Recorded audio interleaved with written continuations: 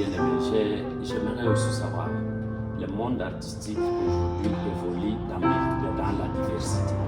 Alors, chantez-vous en solo ou vous avez un groupe? Ah, je pense que je l'ai annoncé déjà, qu'il y a un groupe musical, une structure qui a été créée dans le but de nous sponsoriser, de nous lancer, de soutenir nos compositions. Et là, je chante sous le label du groupe musical Chant Missionnaire de l'épouse de Jésus-Christ. Alors, je chante aussi avec mon épouse, un couple, et c'est ça mon groupe à moi. Mon groupe restreint, c'est moi et mon épouse jusque-là. Et c'est avec elle que nous avons produit même cet album dans le studio. Merci beaucoup, bien-aimé. J'aimerais savoir quant à ces... est-ce que dans vos chansons, avez-vous des penchants doctrine? Parce que beaucoup de gens chantent aujourd'hui, mais ils essaient un peu d'insérer quelque chose qui caractérise leur doctrine. Alors, avez-vous aussi des penchants doctrine? Ah non, non vraiment. Je ne chante pas vraiment la doctrine dans mes chansons.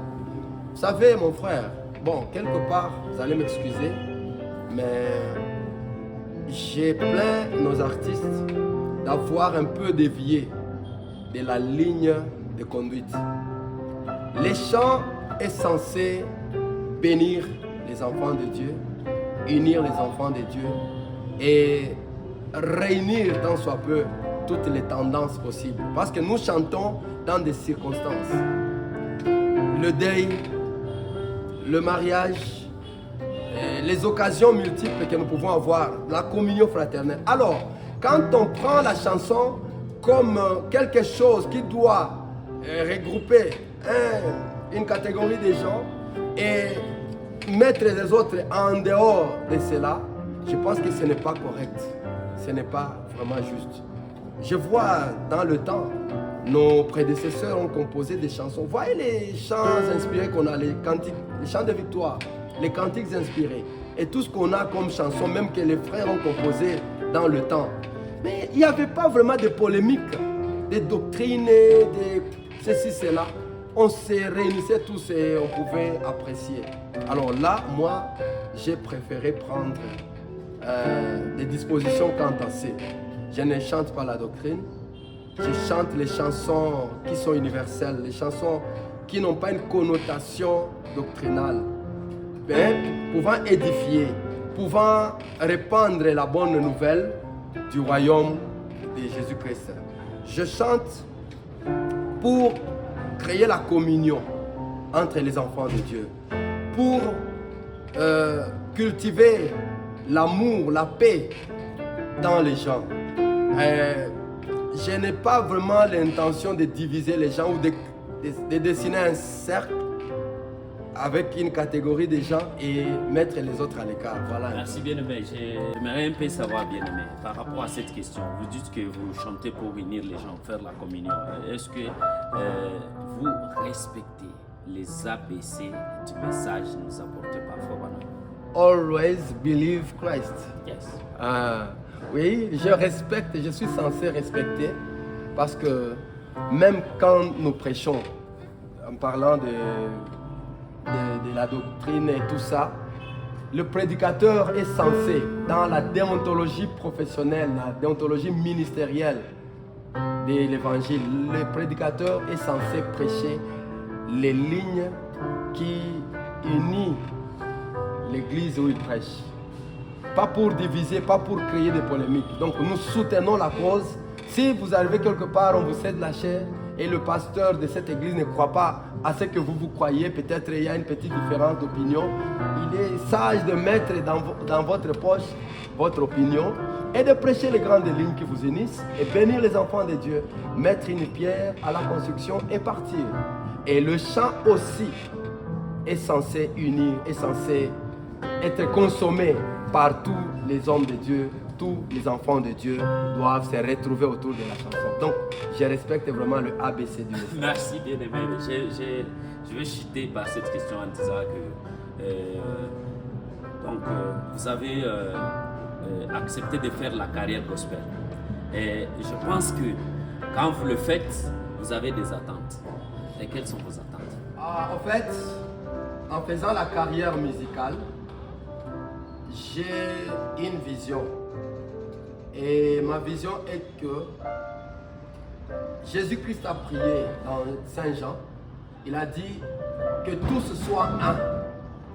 Vous voyez? Il a voulu que nous soyons un. Il a voulu que nous nous aimions. Il a laissé certaines règles que nous devons respecter. Ce qu'il appelait même les nouveaux commandements, l'amour. Dans mes attentes, je voudrais voir s'établir la communion fraternelle entre les enfants de Dieu eux-mêmes et entre l'homme et Dieu. La communion fraternelle, que l'homme puisse communier avec son Dieu. Quand nous chantons, nous établissons un lien entre nous et Dieu et entre nous tous. Ça, c'est ma première attente. Aussi, je voudrais répandre l'évangile du Seigneur Jésus-Christ, parce que dans le chant, il y a aussi le message que nous transmettons. C'est en quelque sorte une prédication. C'est quelque chose qui peut aider quelqu'un à s'arrêter sur sa voie, à penser à Jésus-Christ et à pouvoir se convertir. Les chants ont converti beaucoup de gens. Les gens sont venus à Christ à travers les chansons simplement. Et là, je voudrais cultiver l'amour, la paix entre les hommes. Là, je vois parfois des relations entre les nations qui se détériorent, mais à travers le chant, on peut aider tant soit peu à rétablir l'équilibre et à amener les uns les autres à une même base pour savoir que nous sommes tous des frères, nous sommes tous les enfants d'un même père. C'est Adam qui est notre père à tous. Merci bien-aimé. Je voudrais aussi savoir, les artistes du monde du message aimeraient aussi savoir, avez-vous d'autres activités que vous avez réalisées en dehors de la production de cet album? Avez-vous d'autres activités liées à la carrière musicale gospel que vous faites? Oui, bien sûr. Comme je vous ai dit, ça fait un temps, on chantait. Bon, on ne pouvait pas garder le don quand même stagner tout ce temps. Non, on chantait, on composait et on se produisait. Hein. Par-ci, par-là, on était invité parfois dans des églises, à l'occasion peut-être des anniversaires, à l'occasion de peut-être des dédicaces des églises. On a chanté dans plusieurs églises, mais aussi les années 97, 98 là, il y avait ce temps de réveil où on allait de maison à maison pour communier et on chantait. Là, on produisait sans pouvoir garder les souvenirs de ces productions parce qu'il n'y avait pas encore la structure. Mais on chantait, on bénissait les enfants de Dieu. Et aussi, on a eu le privilège de chanter avec plusieurs hommes de Dieu. J'ai dit hommes de Dieu en majuscule, homme en majuscule, parce que même les femmes, ce sont aussi des hommes de Dieu, hein, entre guillemets. L'humanité, là, je voulais dire. Parce qu'il y a des sœurs, des sœurs qui chantent aussi très bien. Oui, on a chanté, on a eu à chanter avec le pasteur, les Focaux du ciel. Oui, c'est notre grand dans la musique, c'est notre icône.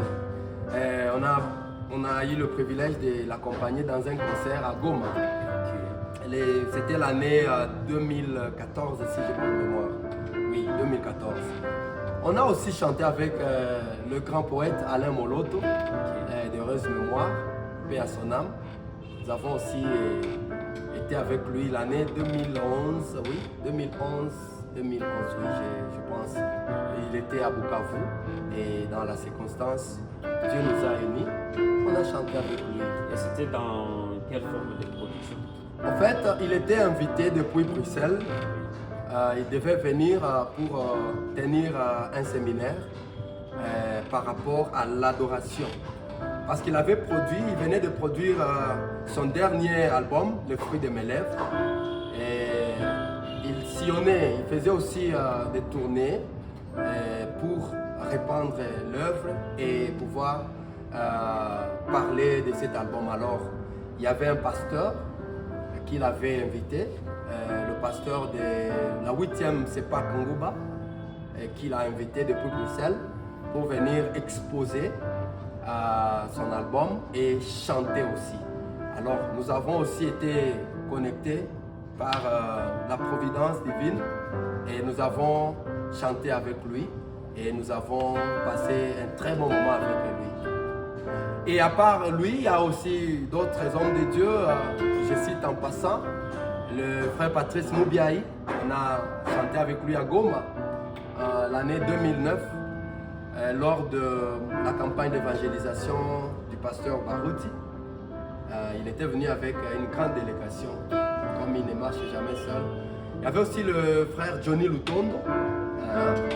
Donc je les ai accompagnés, on a chanté sur le podium, on était là, on a chanté. Il y avait aussi la sœur Tété Maccabi qui était venue aussi pour accompagner les frères.